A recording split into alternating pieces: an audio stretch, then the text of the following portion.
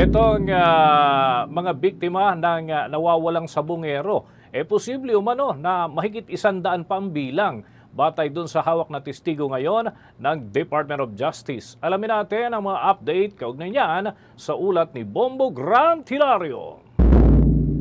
Inihayag ng Department of Justice na maaaring hindi lamang 34 ang mga nawawalang sabungero kundi posibleng ito'y nasa higit 100 ang mga biktima. Ito mismo ang ibinahagi ng kasalukuyang kalihim ng kagawaran na si Secretary Jesus Crispin Remulla matapos siyang matanong hinggil sa mga hindi pa natatagpuang sabungero. Ani kasi ng Justice Secretary na base sa mga isinawalat ng nakausap niyang testigo na kinilala bilang si alias Totoy ay maaaring ganito karami ang mga biktimang sabungero. Kung saan nabanggit din raw nito na hindi bababa sa 10 personalidad o mga pangalan ang sangkot umano sa likod ng mga insidente ng pagdukot at pagpatay. Kaya't gayon na lamang ang kanyang pagtitiyak sa publiko na kanila nang pinoproseso ang mga hawak na impormasyong ibinahagi nito.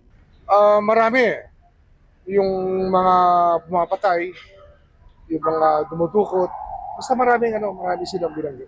Hindi ko pa mabilang pero mahigit 10 yan. Basta ang sinasabi niya, mahigit 100 yan, ang biktima.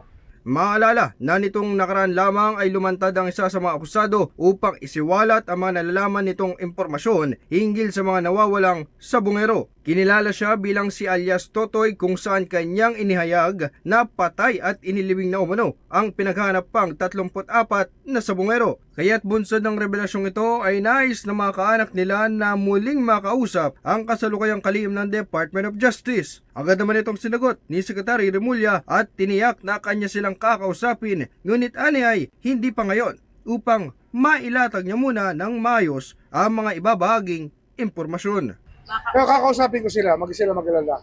Bigyan lang ako ng konti pang panahon para mailatag ko na maayos na. Okay?